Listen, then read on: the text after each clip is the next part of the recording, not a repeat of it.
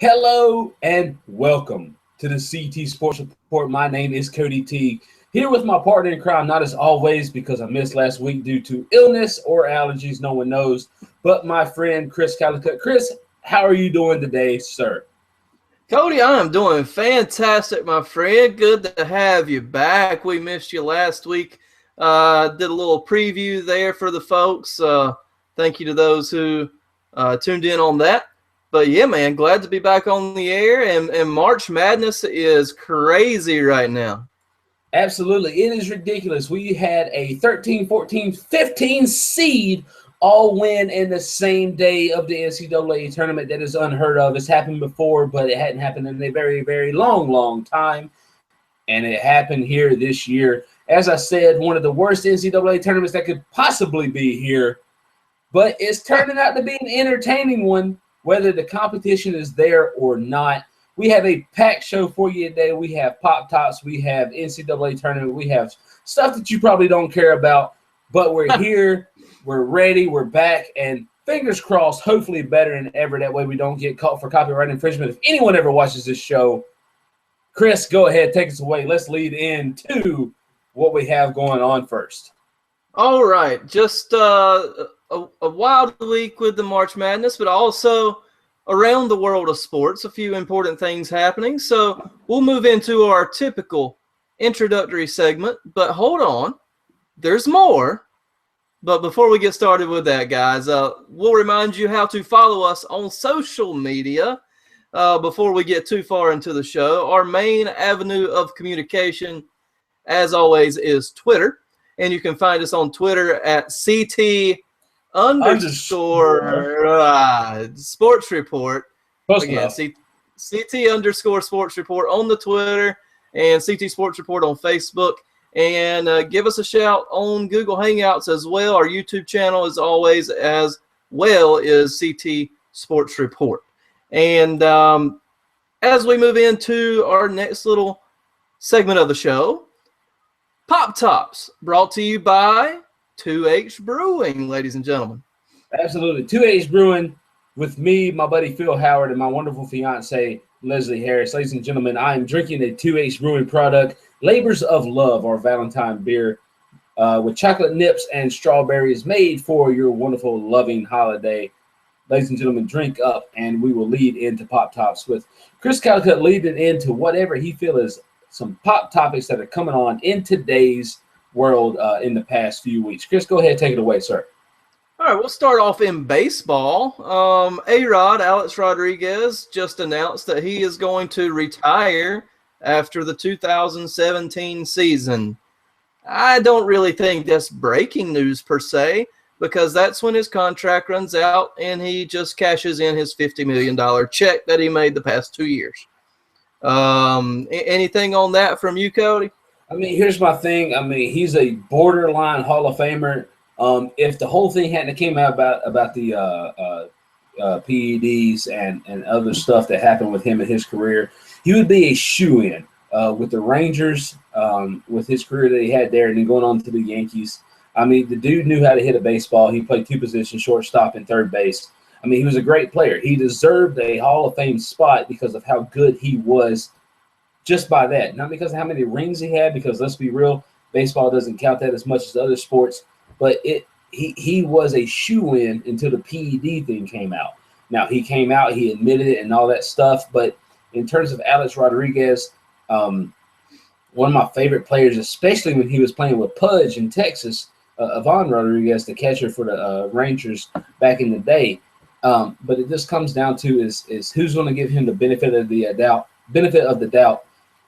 He was definitely a great player, a great hitter. He deserves it, but will he get in? And is it big news with everything that happened? Chris, I'm like you. I don't know. Only time will tell. I'm not a big A-Rod fan. Anyone who does anything with Madonna, whether that's quote-unquote true, I'm not into. So, I mean, moving on from there, Chris, I mean, it's hit or miss. I think you're on the lines with me, is that he's probably a no later on towards the end of the voting process, a yes. But it's not big news. It's the end of his contract. Let's just move on and forget about A-Rod. Right, and hit or miss would definitely describe most of his career at the plate, of course. But a little baseball news as well here that could also be transcribed as world political news.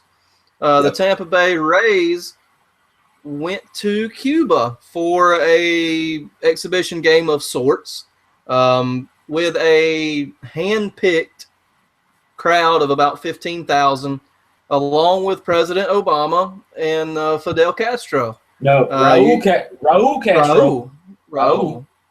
Raul. My bad. You're My good. bad. We're still in the Castro family, though. We're still in the Castro. But anyways, I took a skip from time there. I missed out on that one. But yeah, the Rays ended up winning 4-1 in what was described as a fairly enthusiastic baseball game. There was also some, I'm not going to say unnatural things that happened, but a lot of it was scripted. That'd be like just like they do in soccer, the jersey exchange, the standing ovation for the opening player for the Rays, who was a defector of Cuba and came home for the first time in 3 years. Got to see his family. That got a standing ovation. But again, a lot of that, admittedly, was staged and scripted, which does that mean anything is actually better now? But we'll see going forward on that. What's your thoughts on this one, Cody? Absolutely. Being someone who's been to Cuba and done some mission work over there for the Methodist Church, and knowing almost not all, but the full story of how everything has gotten started, I mean, it's very big that Fidel, though being alive, we think so. We haven't heard about him in a long time in his blue tracksuit. But Raul, who was taking over, who was thought to be the better person to lead a engagement between the U.S. and Cuba, it's now happening. Now, Raul still thinks that, hey, the communist country is still going to do what they've always done. Raul's going to remain in power. There's going to be no democracy there still. And Obama, who is still pretty much putting them down all the time. Again, this is not a politics show, but going into the baseball world, baseball is the number one sport there. Not soccer like we think of a lot of Latin American countries. Baseball is the number one sport, as it is, and also in Nicaragua. Through Roberto Clemente in Nicaragua, but baseball being so close to the States, they have a chance to come up here and do something great. So I'm not exactly sure how it's going to work. I have my skepticism. I'm glad that we're opening up borders. We're starting cruises there. Every airline company that you can think of is trying to start flights there. But if we open up the borders in terms of sports, which is what me and Chris is speaking of, it will be good for the people who, whenever the Cuban players try to come up here and play baseball, they don't have to defect. They can come up here, play ball, and they can go home to where they grew up in Havana and surrounding areas. Now, where they've been doing all the ESPN coverage on the street there in Havana, I've been there. It's one of the most beautiful places you can ever visit. It's fantastic. But until things still lighten up between Obama wanting to fully make it democratic and Raul, who's like, no, it's still a communist country. I'm in charge, but things are getting better. Sports and the relationship between us is still going to be a little bit sketchy. But I do look forward to where Cuban players can come up here without having to defect and sneak, quote unquote, sneak into the country and just be a player and go home when they see fit. Right. And another version of the story that I have been hearing and from some players and media outlets alike is some of them, with baseball being the quote unquote American pastime, and really it's not anymore because football really is at this point. Yep. Let's be honest. But, with that being the tradition that we have here in the United States, people have almost seen this as baseball being a pawn to forward a political agenda. Now, do we want to look at it that way? I mean, I know we're still sort of on the borderline here of what we like to talk about, but to me, do we want to put that American pastime as a pawn in order to do a political agenda, or do we just want to keep it, how we've done it for the last 100 and some years? Absolutely. I mean, here's my thing, and again, this is beyond me, mine and Chris's talking points, or Chris and I's talking points. They didn't even allow you to claim a religion in Parliament until late '90s, early 2000s. Okay, Mm. so I mean, you had to say that you did not believe in anything, or if you did believe in anything, you couldn't even come out with it. So it's a long way. I'm really happy that people will get to visit and experience the experience that I had of just visiting one of the most beautiful countries that's ever been made. Uh, but in terms of what's happening politically, I'm not too sure of. This is the first time since '99 that an MLB team has been down there, and it was the Rays back in '99. Hopefully, only good things going forward, at least in terms of the sports aspect. Politically, that's not a show for this. You can go check that out somewhere else because we're not going to talk about that. Yep. We'll move from a little more serious topic to a little more fun here. Before we get into the nuts and bolts of the NCAA tournament, ESPN put out a little ranking system, if you will, on the NCAA Sweet 16 tournament teams' jerseys. A little fashion on the show. We're well-rounded, ladies and gentlemen. We'll talk about anything at this point. Absolutely, yeah. I'm sitting here. I'm sitting here repping the mini Walmart Express that used to exist all over the country that has now closed down all their stores. Hopefully, other people who work there has a job now. But I mean, we're trending in terms of fashion. So exactly. I mean, I've got the old run-of-the-mill Under Armour shirt on right now, so we know exactly what we're doing. But with ESPN's opinion there, the basement, the cellar of this Sweet 16 of uniforms was Texas A&M, and I can't say I disagree. They are some pretty awful uniforms. I believe they're Adidas. They tried to do the similar design with NC State this year, where they had like some big wide brackets or something on them. It was not great. And then the Oregon Ducks, who have 17,000 combinations of basketball and football uniforms, came in at number 13. 13? Yeah, I'm not quite sure about that one. I will say, and I know I'm alluding to something that's going to happen later in terms of our conversation, but I will say the Yale Bulldogs ruined us from seeing the quote unquote highlighter match of the year between Oregon and Baylor. I mean, the brightest uniforms of all time in the NCAA, no matter what. Exactly. I can't say that I'm sad to see I'm not sad to see those uniforms go, but I was kind of sad to see Baylor go. I had them going a little bit further in my bracket than they did, of course. But a couple of local teams here. Duke came in at number 6 on the list, and then you had Kansas at number 2 on the list. And my boys, the Powder Blues, the Carolina Blues, whatever blue you want to call it, the Argyle down the side, the arched numbers and letters. It's just classic, man. You can't deny number 1, the North Carolina Tar Heels. Yeah, I will say in terms of my favorite jerseys, it will be the Duke Blue Devils.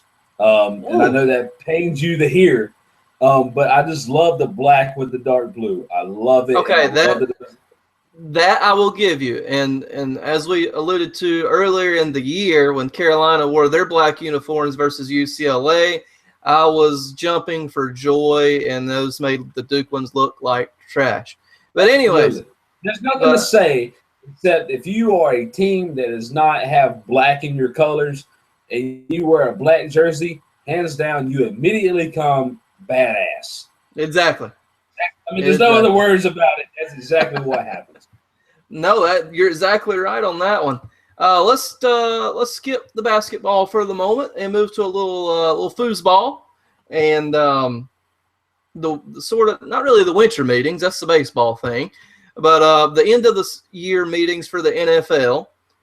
Some folks caught up with Panthers coach Ron Rivera, and somewhat surprisingly, he went to bat for Cam Newton on multiple levels.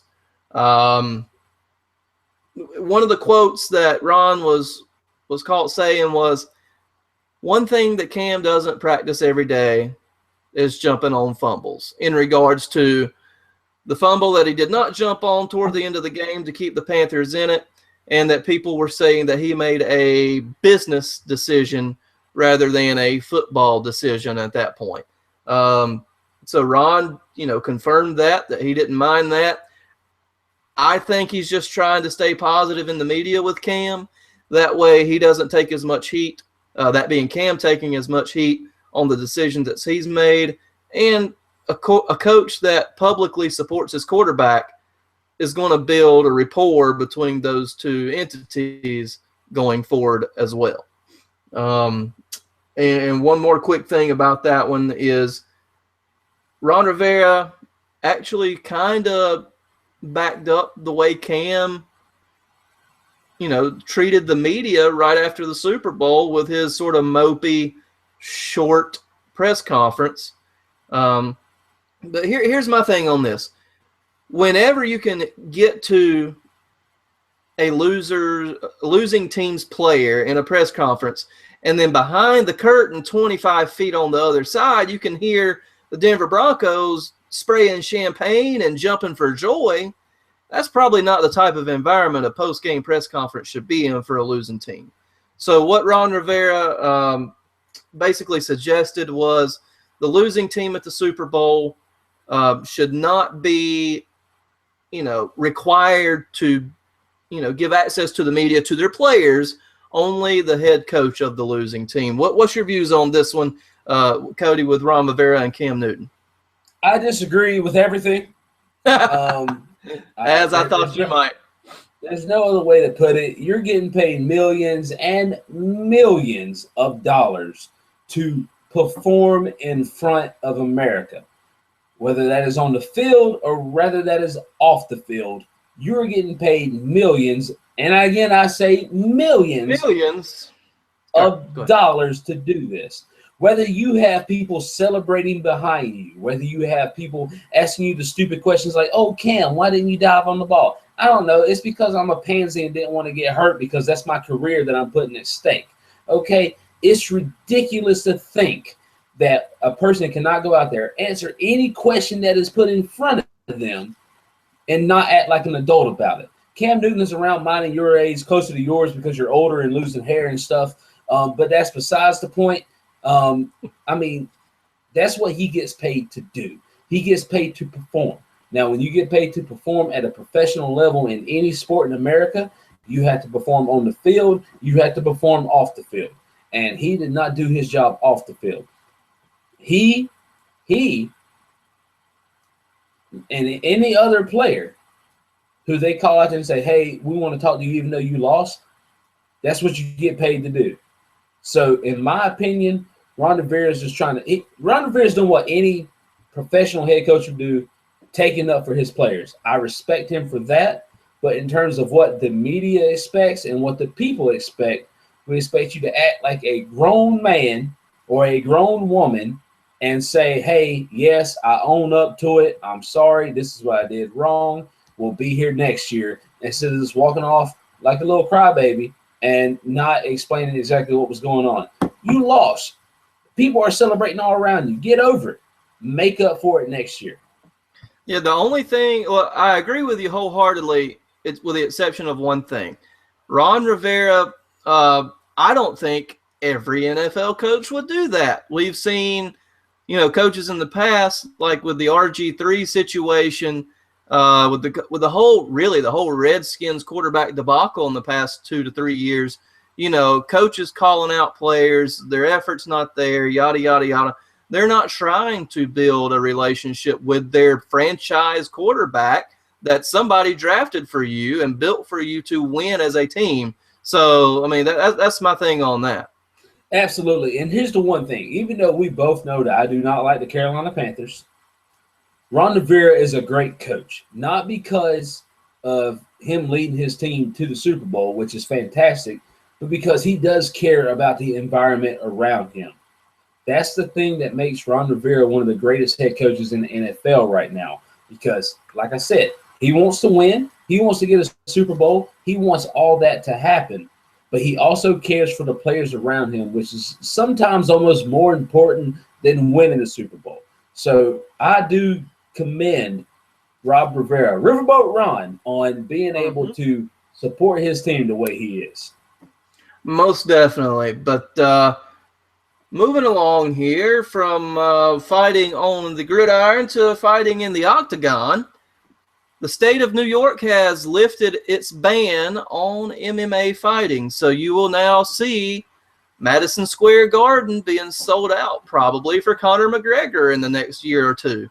So I'm sure that UFC and Bellator and all the different larger MMA organizations will be in a scramble and a bidding war to get to the most famous fighting venue of all time, Madison Square Garden, along with some of the other venues in that state. Absolutely, yeah, it's going to be a good time. And then also leading, I mean, you got to think the Barclays Center in Brooklyn now is another high-profile, more seats than what you have in Madison Square Garden. I mean, it's good, especially since FanDuel and DraftKings are about to shut down here soon in New York. I feel like MMA at least give them a little lift, and with such a populated section of New York that has more tourists than you can shake a stick at, it's definitely going to be good for them since they lift that ban. Absolutely. You know, that is a section of sports that is definitely on the rise, whether that be with, you know, in the betting industry or, you know, it's rare that they don't sell out a stadium wherever they go now, no matter what kind of card that they put on. And then you also have all your established stars that they've built over the past few years as well. So that's something that's on the rise, and I think will be very profitable for all the MMA organizations and all the venues in New York. Now, speaking of the fighting sports, we'll move to fake fighting, I guess you could say it. I still hate using that word. I really do. But WrestleMania is coming up on April 3rd. So we're inching closer to WrestleMania week. So with that said, be on the lookout for some specials with yours truly. And I might try to get Cody back on the old bandwagon for a couple of weeks. But we'll see on that one. Stone Cold's going to be there, so I think I might have just become on board as much as I can. I'm sure he'll have a similar role as last year. He'll come out and get a big pop from the crowd and get the crowd ready for the show and all that good stuff. But looking forward to WrestleMania week. You'll have some special coverage on the Twitter from us on that one, primarily me on WrestleMania itself, and NXT TakeOver Dallas, which really is looking like it's going to be a much better card overall than the big show. We shall see on that one. But like I said, be on the lookout for some specials from me on that one. And final thing before we hit the NCAA tournament, Cody and I here at the CT Sports Report would like to send out our best wishes to the one and only Mr. Craig Sager, who continues his fight with cancer, leukemia specifically.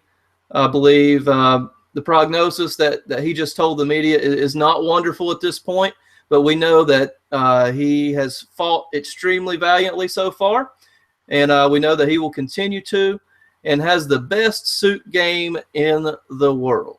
Absolutely. When you can get Greg Popovich to answer more than 2 questions for your son when they're going into halftime while Craig was out, you know you are a special person in the NBA.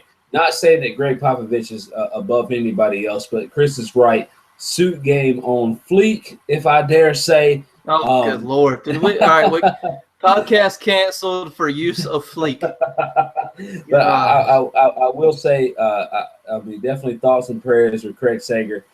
He is a wonderful voice. I mean, even though he's on TNT, you hear his voice everywhere in terms of interviews that he does with players and coaches. We do hope the best for him, absolutely. Yes, sir. And, you know, like I said, thoughts and prayers over to him as we go over to, you know, where Turner Sports has been doing 99% of the coverage, and that is the NCAA tournament, ladies and gentlemen. Yeah. And Turner Sports, God bless them. I love our Ernie Johnson and the crew, and I touched on this in my little preview show last week. I love Ernie Johnson, love all those guys on their NBA coverage, but Charles Barkley should not be on college basketball coverage. Should not be. No, he does not know anything. He knows less than me and you know. And we're sitting here trying to make believe that we know a lot, and we make a podcast or a YouTube video about it. It's ridiculous. I mean, he should not be there. Like, I just don't understand. No, he shouldn't be there.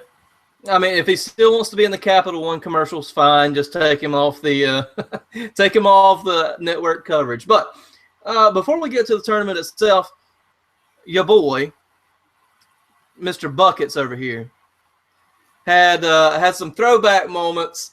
I had the I guess honor, we'll call it an honor, of playing in a parent-teacher-student basketball game at a local middle school that my wife teaches at. And I hit the Wayback Machine, man. I hit it. See it? Hold on. Got it. There it is. There's the release, the flick of the wrist. Jesus. 2 for 3 from long range, looking like Steph Curry. We're doing like this on the way back down to the court. Not really. I didn't want to rub it in the middle schooler's face. Is that bad? But hey, 6 points, rebound, assist, couple of free throws that unfortunately I had no legs for at the end of the game. But we'll digress there. But anyways, so I hate that you guys missed that, because I had a fantastic time shooting the J. Oh God. Yeah, that's, I don't even know what to say to you right now. I realized back in the 8th grade you knew how to shoot a basketball. But let's get to the people who are actually earning scholarships such to play a little basketball. Chris. Yeah. It's been rough in terms of a bracket challenge. It has for you primarily, especially for me. You got lucky on a few. Northern Iowa killed me because they lost a 12-point lead in, was it 44 seconds, which is the biggest lead ever given up in the final minute of a game ever, or at least in the NCAA tournament. That one pretty much killed me. But our bracket challenge is currently being led by our former historian and librarian at Pfeiffer University, Mr. Jonathan Hutchinson. Absolutely. I mean, for him to be a librarian, he's by far the coolest guy I've ever met, the most knowledgeable guy I've ever met. And, hey, the man knows his sports. Let's be real. He does. I mean, he really does. He's leading us. He's leading us. I know. I do know Northern Iowa killed me as well. But, Chris, let's start off with the heavy. Let's start off with the 15 seed, Middle Tennessee State, the Pirates, over Michigan State in the first round. Now, I'll say I had Michigan State going to the Final Four because I don't know who wouldn't. Yeah, I'm pretty sure I did too. Let me double check. Yes, I had them in the Final Four. But I thought it was the Blue Raiders, Middle Tennessee. I thought they were the Blue Raiders. I don't know. I could be wrong. But because we actually have some old Chatham Central ties that went there for a master's degree or some nonsense like that. But yeah, that was definitely the upset of the tournament so far. Denzel Valentine, fantastic player for the Spartans, finished out his career there. Unfortunately, with a first-round loss. So that was one of the very few times that a 15 ever beat a 2. I think it's happened 8 times total ever. So they are the latest victim on that list. Yeah, I mean, it is ridiculous. I will say, I don't even know what to say. I mean, my hopes were so high from Michigan State because they had the Denzel Valentine. They had the players that had been there before. They had it there, and you're right. Also, the Blue Raiders. I'm getting the Pirates mixed up with another team that's in the Seton Hall is another blue team. That's the Pirates. I think you might have got them. Well, there's another team from Tennessee in the SoCon that UNCG plays that are the Pirates. Okay. Gotcha. So that's my fault. But I mean, I digress. I mean, this is the reason why this could have been the worst or the best NCAA tournament that we've seen in the past 15 to 20 years. I mean, this is what it comes down to. Your small mid-majors who no one gave a chance, who we'll talk about this later. Couple of teams who should have been in over Syracuse, the ACC, who are showing their stuff against these big primetime teams. Michigan State didn't show up. I mean, that's all you can say. Yeah, and as we were talking about pre-show, I mean, if you look down that stat line in that game, everything is virtually deadlocked. I mean, Middle Tennessee State came to play, and then Michigan State really didn't have awful stats. I mean, they weren't really, really bad. Their shooting percentage, was I believe in the 40s or 50s. I'm not sure if you got that pulled up, but all those stats. 56%. Okay. Michigan State shot 56%. Middle Tennessee shot 56%. 58% from the three-point line for Middle Tennessee. 46% for Michigan State, but still, Michigan State attempted 24 three-pointers, Middle Tennessee 19, but they both each made 11. 11 for each team. So you're right. The stats were dead even. I don't know what happened. Yep, and I'm not the biggest Tom Izzo fan, never have been, never will be, but he did give a very impassioned and emotional speech post-game, about his seniors and Valentine in particular, when unfortunately some not so smart media person decided to ask him, well, what's your thoughts on next year, Tom? Guys, I don't think Coach Izzo is looking forward to, next fall quite yet. Let's let this loss get out of his skin, and then also let his seniors have at least a couple of minutes to mourn and depart before you start asking idiotic questions like that. Absolutely, yeah. One more stat before we move on. Michigan State was the favorite by 16.5 points over Middle Tennessee State. Yeah, Vegas not happy with that one at all. No, lots of money lost.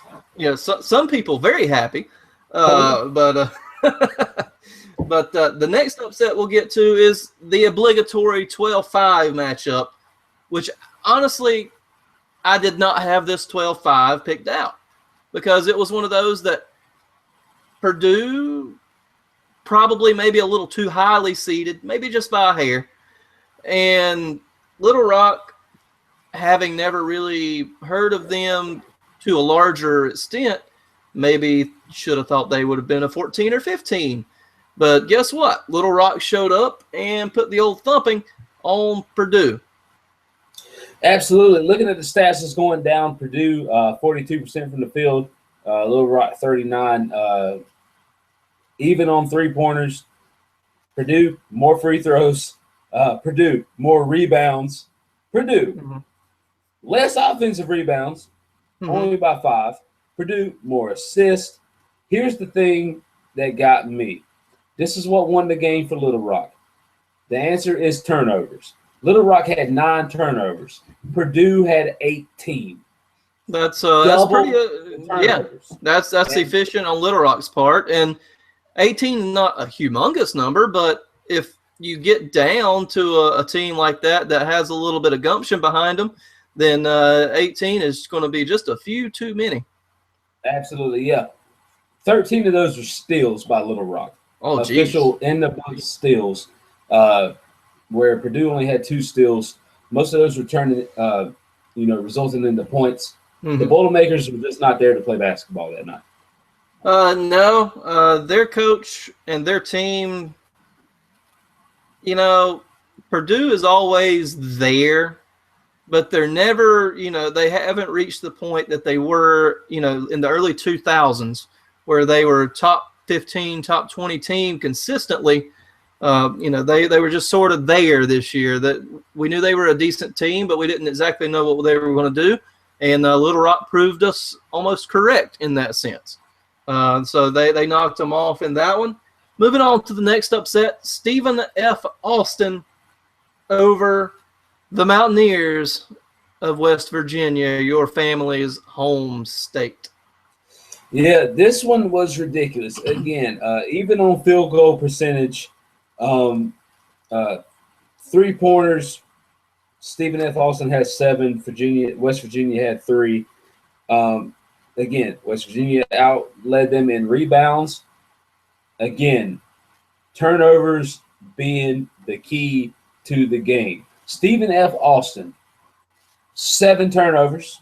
West Virginia, 22. You cannot win a game like that. Right. But with that said, now that hindsight, of course, is 2020. If you go back to the Big 12 championship game between West Virginia and Kansas, you could sort of see the beginning stages of that unfurling, or West Virginia being a little bit careless with the ball, because West Virginia hung around with Kansas, who was the overall #1 seed in this tournament, for the vast majority of that game.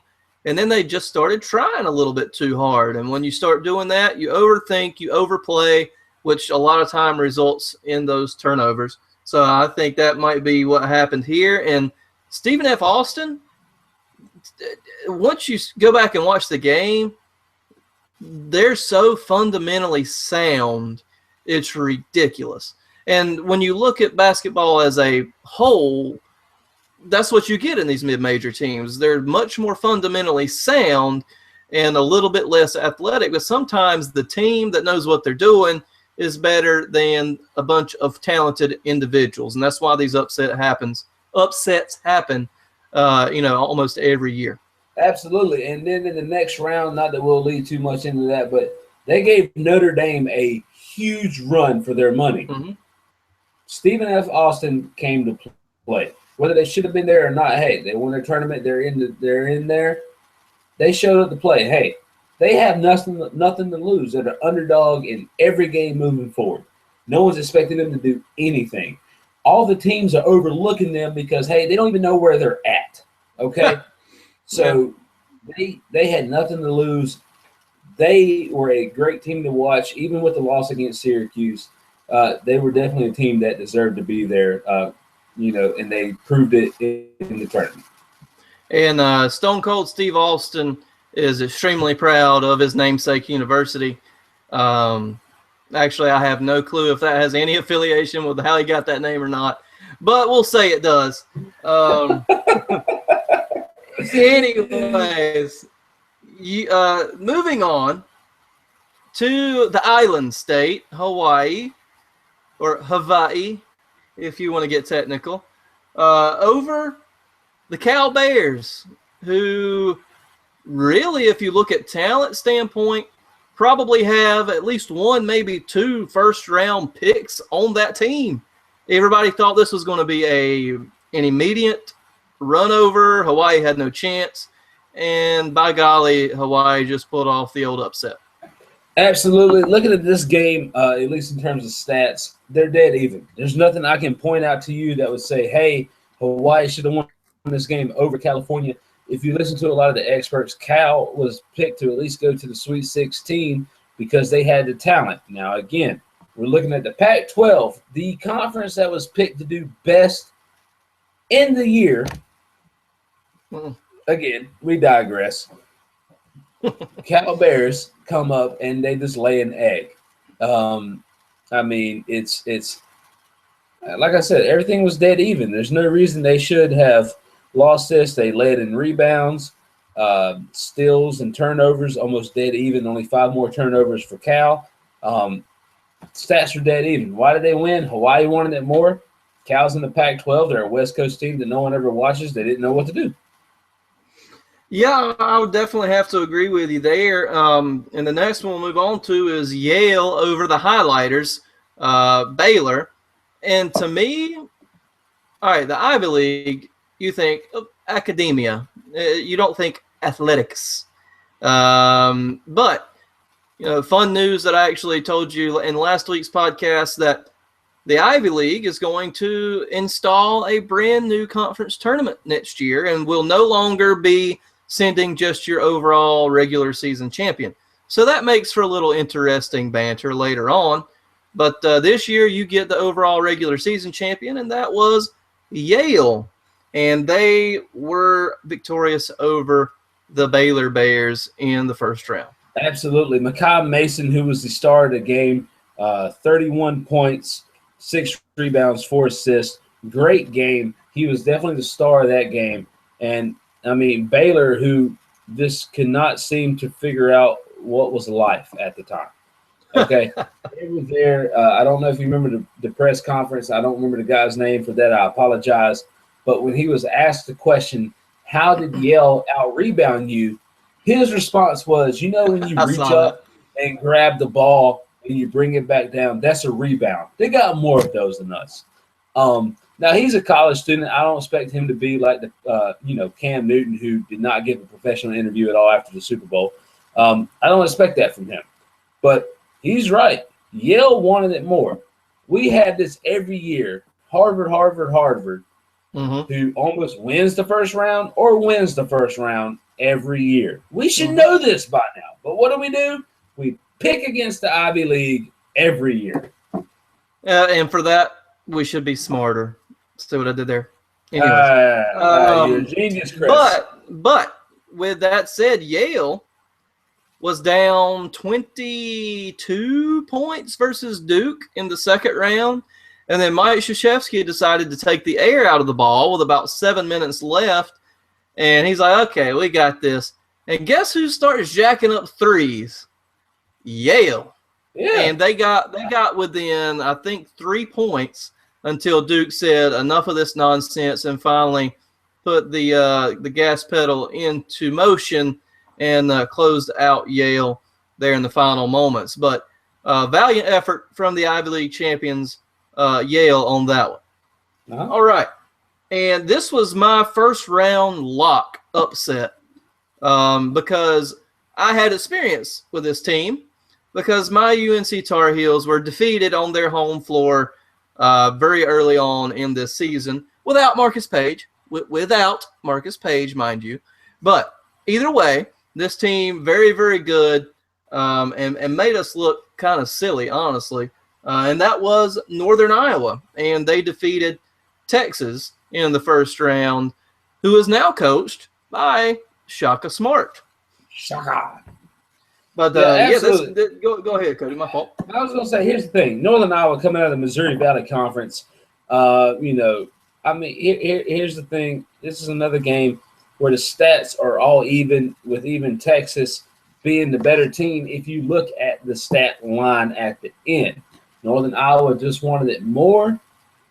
Again, another one of those team mid-majors. They have nothing to lose. They are the underdog in every game moving forward no matter what, and they came to play the game. Texas, if you look at the line, Texas is only a 3.5-point favorite. Not that large of a favorite in terms of the Vegas odds, but Northern Iowa wanted it more. They got it. Missouri Valley Conference represent. I don't know what more you can say. They beat 2 great teams this year. I'm sorry they didn't move forward after the round of 32, but those seniors have nothing to hang their head about this year. That is a definite fact. Right, not at all. And they did have kind of an epic collapse there in the second round and lost a very substantial lead in less than a minute.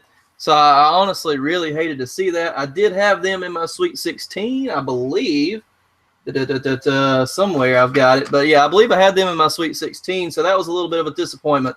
But you know what? You sort of touched on it earlier, Cody, and I'm about to go on a little mini rant here, ladies and gentlemen. This is your time to tune out or get closer to the screen, whichever you prefer. The Atlantic Coast Conference.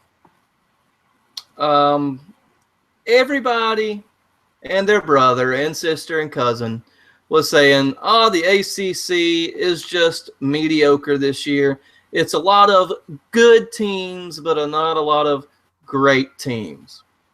Well, as I look down my Sweet 16 bracket, ladies and gentlemen, I see 6 out of the 7 ACC teams that made this tournament into the Sweet 16. 6 out of 16. That's pretty darn good odds, guys. So for a conference to be so mediocre, to have the vast majority of them left in the Sweet 16, y'all got proved wrong. And go Atlantic Coast Conference. And Pitt was very, very close to making it all 7 as well in their first round. Absolutely. And just going off of what Chris is saying, a lot of those teams that are in the Sweet 16, guys, they have a legit chance to get to the Elite Eight. Let's just go down just the ACC teams only in the Sweet 16.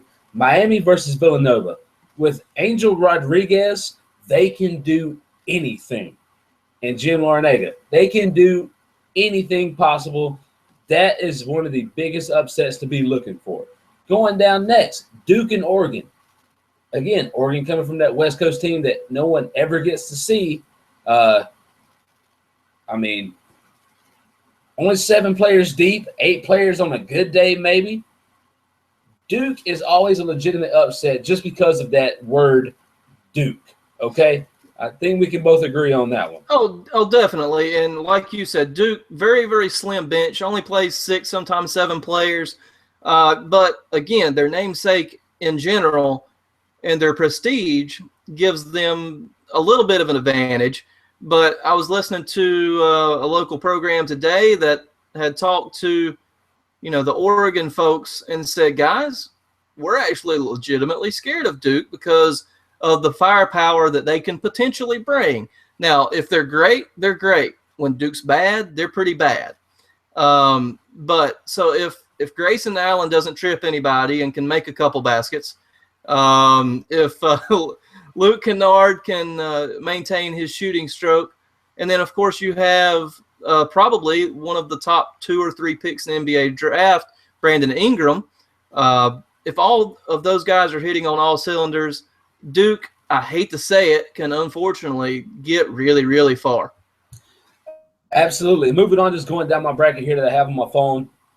Yep. Probably I'm going to say your best top-seeded matchup, UNC and Indiana. UNC is the best team in the nation if they show up and play how they can play with Marcus Page, maybe not shooting the threes like we thought he could his sophomore year, but distributing the ball to all the big guys underneath when he drives towards the basket. And Bryce Johnson is a complete man-child, even though he is skinny as a rail. I don't quite understand it, but he is fantastic. Chris, go ahead and touch on your team. Let us know what you got to say about them. Yeah, the Tar Heels, as you say, is sometimes Jekyll and Hyde. If the team shows up with emotion, if you get ticked off Bryce Johnson, then you know it's going to be a pretty good night. If he's exhibiting emotion and is not moping, then you're in good shape. Should have been ACC Player of the Year, in my opinion, but Malcolm Brogdon to UVA, well-deserved there as well. But really the best guard that we have on our team right now is Joel Berry. Has been one of the very, very few guys on the team consistently hitting jump shots and has shown flashes of being able to get to the rim and finish at the at the 10 as well. So another X factor for the Tar Heels moving forward is Isaiah Hicks. If he can be fundamentally sound on defense, he honestly has the best post offensive moves on the team. I think just as good, if not better, than Bryce Johnson. So I'm really, really happy to see Isaiah Hicks make an upswing this year. But yeah, I think they have the slight edge over Yogi and I think it's Yogi Ferrell and the Indiana Hoosiers. And as I predicted on Twitter, or excuse me, on Facebook the other day, there will not be a sequel to Hoosiers this year. Absolutely. So, yeah, absolutely. Moving on before you stand up on your soapbox anymore. Even though I said the Carolina game will be the best top-seeded game, this will be the best game of the Sweet 16. Notre Dame and Wisconsin. They are going to go at each other more than anybody could have ever imagined. That is going to be a great game. That is the 25th at approximately 7:27 p.m. That's going to be a game to watch. And then your other two games that will be coming up, UVA with the ACC Player of the Year, Brogdon, taking on Iowa State, which was definitely an up-and-coming team this year. Mm-hmm. That's going to be a fun game to watch if you like defense. If you like offense, don't watch. Virginia doesn't play offense. No. And then I think the second best game of the Sweet 16, Gonzaga and Syracuse. Chris, do you disagree with me on that one? To be quite honest with you, no, I don't. I do like that game a lot on paper, and I think it will deliver on the court as well. You have Mark Few, the coach of the Zags, who is consistently in this tournament. And, Gonzaga's, you really can't sleep on them any year. If you don't have them in your Sweet 16 every year, sometimes we would actually question your judgment. But Syracuse, who you alluded to earlier, may or may not should have gotten in over some of the mid-majors like the Monmouths, the St. Mary's of the world. Even the St. Bonaventure. I'm just going to put that out there. The Bonnies, yep. But the Orange has proven themselves here. They've had two, for all intents and purposes, dominating wins, 70-51 over Dayton and 75-50 over Middle Tennessee, who just ousted Michigan State in the opening round. So Coach Boeheim has his guys up and running for this run. I'm happy to see it because we are the ACC homers here in this area of the country. So, like you said, moving forward, I think we have a legitimate shot at getting most, if not all 6 of those teams into the Elite Eight. 16 teams, we all know there's 8 games. Out of those 8 games, 6 of them have an ACC team in them. Out of the 7 games, those games has a former ACC team in it in Maryland. Yep. Okay? I'm just putting it out there. Anyone who wants to say that there's another conference better than the ACC, stop. Just stop. Okay? Yep. Chris alluded to it in our conversation that we had before the show. The ACC is legit, except for Boston College, which we can all agree with. But they're all like, oh, their records don't show it. They beat up on each other. Any team on any given day can beat another ACC team. I mean, that's it. I mean, there's no other way around it. I mean, you look at even the NIT, Georgia Tech has had a really nice run in the NIT, saving Brian Gregory's job, most likely. Clemson had a better than expected year and had some very nice wins inside the league. I mean, the ACC legitimately went about 11 teams deep this year. Florida State, another good team, not a great team, but another good team. You can't go wrong with picking on the ACC there. And a lot of your experts, quote unquote, missed that one by a long country mile this year. Yeah, absolutely. I mean, let's just face it. I mean, Chris alluded to Florida State. Florida State may not ever make any of the big tournaments. They're going to upset somebody every single year. Mm-hmm. Whether it's Carolina, where they have to take all their starters off the court before the game's over with. I mean, this stuff like that. Florida State's going to bust somebody's chops every single year. And when they finally figure it out, Florida State's going to be one of those basketball teams, not just their football team, that we're looking forward to watching every year. Definitely. And they did get to the second round of the NIT this year. They had an opening win over High Point, I think, possibly. They had a pretty decent win in the NIT. So, I mean, they made the second-rate tournament, had a good showing. Leonard Hamilton does a really good job down there. They had a really good freshman. Forgive me for not knowing his name, but he actually just put his hat in for the NBA draft. He was second in Freshman of the Year voting for the ACC next to Brandon Ingram from Duke. But little side note there. But, again, just going back to the ACC in general, they kill each other during conference. So you're going to have a lot of teams that are 10-8, 9-9, you know, those types of records. But that's just because they're just as good as everybody else. Absolutely. And moving on, and Chris alluded to this as well, there's not that many NBA-ready players in the ACC. There's just not. I don't care what anyone says, Chris. I know you're a Carolina fan, and there's only one player who is possibly ready for the NBA, and I still don't think he is because he doesn't have the size. But then again, we said the same thing about Kevin Durant. I'm not comparing the two, but Bryce Johnson. He's ready. Brogdon from Virginia will be ready just because he's just fundamentally sound. I don't think Ingram's ready for Duke, even though that's what he's going to do. Yep. I mean, it's just, again, this alludes to some of our earlier shows. As years go on and as one-and-done rule is a thing, the talent is getting worse and worse. So, and this proves it. The ACC, which is a stud conference, who is leading the way in the NCAA tournament, has at max 4 players maybe, and I don't even know who the fourth one would be, that is ready to go to the NBA. Right, and you've got to look at sort of potential for first-round picks too. With Carolina, you have maybe, if he has a good year next year, Justin Jackson, because he's a 6'6" guy that has long arms, can hit a jumper. You know, he has NBA potential.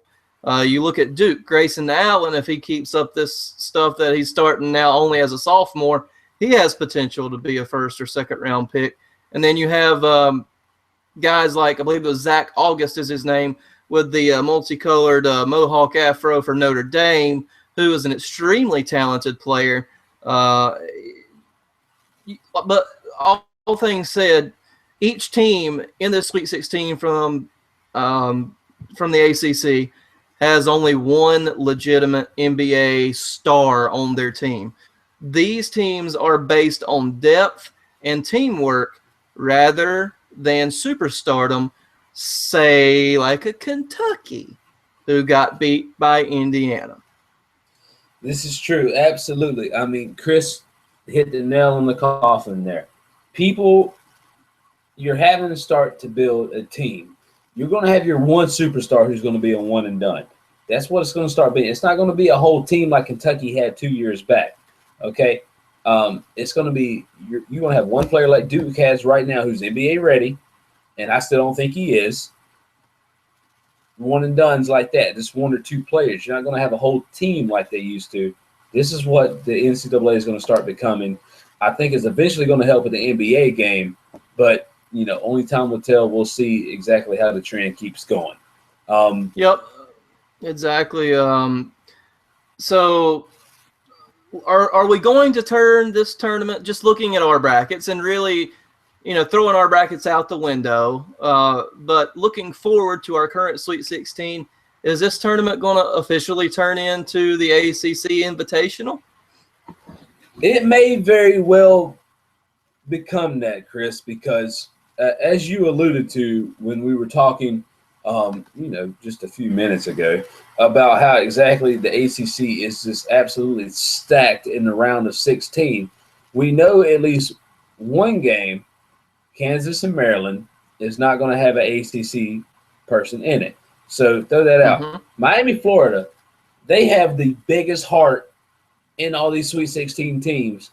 They're dangerous, okay? Then we have Texas and A&M and Oklahoma. Throw that out. You know, that one will be there. But in terms of the Elite Eight games, we could have every single Elite Eight game represented by an ACC team. And in 2 Elite Eight games could be represented by 4 ACC teams. Yeah, and if you take it for what it's worth, and I'm going to take a stab. I'm going to actually be the hot take guy for once in my life. Here's my Elite Eight. Kansas versus Miami. I've got Kansas moving forward, unfortunately. I've got Duke versus Oklahoma. I do have Oklahoma moving forward there. North Carolina, Notre Dame, with North Carolina advancing. And Virginia and Syracuse, with Virginia advancing. So I have all 6 remaining in the Elite Eight. So I'm going to take that hot take for once and let you be our common sense if you dare be that. Absolutely. If I had to pick, starting from the round of 16, because let's be real, my bracket means jack crap anymore. I would have Maryland beating Kansas, and then Miami over Nova, Duke over Oregon, A&M over Oklahoma, just because I feel like, again, the heart factor is there. I would have North Carolina and Notre Dame, but unfortunately turning against my ACC roots, I would have Virginia beating Iowa State, but for some odd reason, as much as it pains me to say it because I don't like them, the Zags, I think, will overperform and beat Syracuse. Yeah, that's the one I'm most worried about, too, if we were to be honest about this whole situation. The Oregon-Duke matchup will be intriguing. I still think Duke actually finds a way to get that one done. Miami, like you said, plays with a lot of heart. I love their coach. Larinaga is a fantastic coach. But let's move on to our Final Four and make some predictions here. We'll go with me first here, if you don't mind, Mr. Teague. I've got Kansas versus Oklahoma. With Kansas, Oklahoma advancing. Buddy Hield will take over that game, and they will advance to the championship game. North Carolina. Hold on 1 second. Go ahead, because I'm trying to figure mine out here. All right, North Carolina versus Virginia in the rematch of the ACC Tournament Championship will also be an ugly game, but if North Carolina can beat them once, by golly, we can do it again. So the Tar Heels advance to the championship game, and then you have Oklahoma versus North Carolina in the championship game, and with a win of 74-68, will be the 7th championship for the Tar Heels of the University of North Carolina. And some people will say 6th because there's that one questionable one back in the 30s or 40s or something like that. 20s, 25. 20s. Okay. So, but I say 7th. We're counting that one. But we're going to hang another banner in Chapel Hill. But, of course, that's my heart and not my mind. But who you got from this point forward, Cody?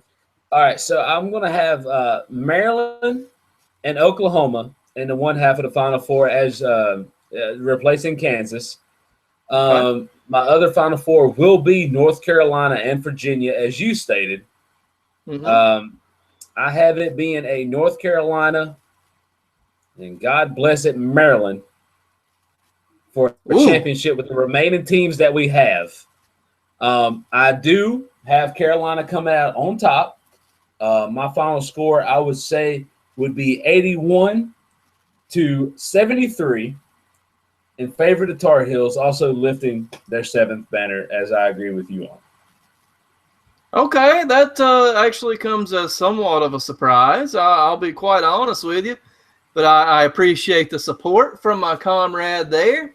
But definitely, man. So just looking at our bracket challenge as we near the end of our show this evening, as we reminded everybody, Mr. Jonathan Hutchinson is winning our bracket currently with yours truly with the best name of the team in the group. The hostess with the mostest. Actually, I changed it to the host with the most sense in parentheses. Now, the only difference is I have North Carolina still in, whereas Jonathan did not have them winning the championship. So I have the most potential points remaining, PPR as they call it in the fantasy bracket world. So I'm looking forward to reigning in as champion by the end of this season. Absolutely. Again, Jonathan Hutchinson, one of the smartest dudes I know, also becoming one of the smartest sports guys I know. Every time we do something in terms of competition, he shows up and he trumps us. I don't know how, but it's fantastic. Chris, me and you also share the same PPR, by the way. So if you mess up a few times, I can still beat you. Oh, well, that's good to know. That's good to know. But and Jonathan, too, one of our most loyal communicators on Twitter as well, has some really good opinions that goes back and forth with us on just about any topic sports-wise. So big shout-out to him on being one of our biggest supporters for sure. Absolutely. Thank you, Jonathan. It means a lot, man. Absolutely. So we've got our picks to win. We both agree that the Tar Heels are going to take it. So put that one on the old pen and paper, post it on the refrigerator, do whatever you want to with it, or flush it down the toilet, which is probably what we'll end up having to do after the Sweet 16. But we shall see.